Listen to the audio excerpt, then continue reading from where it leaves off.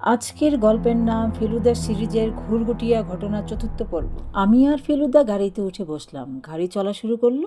রাতে বৃষ্টি হওয়ার কারণে রাস্তা পুরা ভিজা। আমি গাড়ির জানলা দিয়ে প্রকৃতি দেখতেছিলাম। তখন ফেলুদা বলে ফেললো, স্টেশনের রাস্তায় কি এদিক ছাড়া আরও কোনো রাস্তা আছে? ড্রাইভার বলে, না বাবু, একটাই রাস্তা। স্টেশনে নামার পর আমাদের মালপত্র স্টেশনের মাস্টার মশাইয়ের কাছে রেখে দেখি টিকিট কাউন্টার না গিয়ে বাহিরে যাচ্ছে। একটি রিক্সাওয়ালাকে ডেকে বলল, এখান থেকে থানা কত দূর? তারপর রিক্সায় চড়ে আমরা থানায় গিয়ে পৌঁছালাম। দেখি দারোগাবাবু ফেলুদাকে চিনেন। ফেলুদা বললেন, আচ্ছা, ঘুরঘুটিয়া বাড়িতে যে কালীকিঙ্কর বাবু কেমন লোক?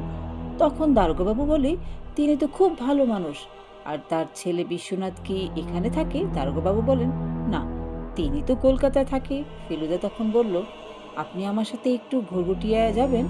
আমার জানি কেমন সন্দেহ হচ্ছে।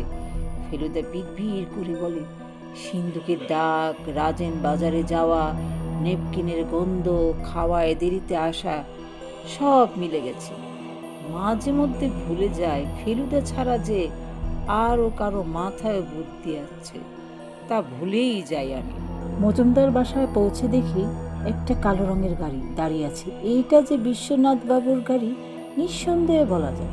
ফেলুদা গাড়ি থেকে নামতে নামতে বলে ফেললো, লক্ষ্য কর, গাড়িতে কোনো কাদা লাগেনি, তার মানে গাড়ি বাড়ি থেকে বেরই হয়নি। গাড়ির সামনে গিয়ে দেখি গাড়ির ড্রাইভার দাঁড়িয়ে আছে। তাকে জিজ্ঞাসা করা হলো, তুমি কি গাড়ির ড্রাইভার? লোকটি তোতলাতে তোতলাতে বলল, আগে হ্যাঁ।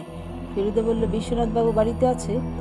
কিছু বলার আগেই বাড়ির ভিতরে আমরা সবাই মিলে ঢুকে পড়লাম তাড়াতাড়ি। আমরা কালীকিঙ্কর বাবুর ঘরে গিয়ে ঢুকলাম। গিয়ে দেখি খাটে কম্বল পড়ে আছে, সিন্দুক খোলা, তার মানে সিন্দুক থেকে অনেক কিছু সরিয়ে নেওয়া হয়েছে। চাকর বকুল থরথর করে কাঁপতে কাঁপতে চোখের পানি ছলছল করছে। ফেলুদা বলল, বিশ্বনাথবাবু কোথায়?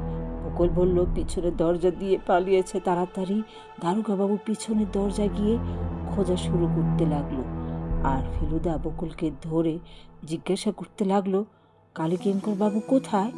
সব সত্যি কথা বলবে। বকুল বলল, বাবুকে হত্যা করা হয়েছে।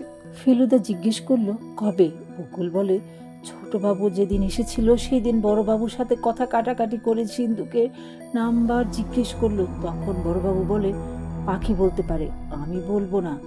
তখন ছোটবাবু আর ড্রাইভার মিলে বড়বাবুকে মেরে বাড়ির পেছনে পাথর চাপা দিয়ে রেখে দেয়। আর রাজের নামে কেউ আছে? তখন বকুল বলে, ছিল, 2 বছর আগে মারা গেছে।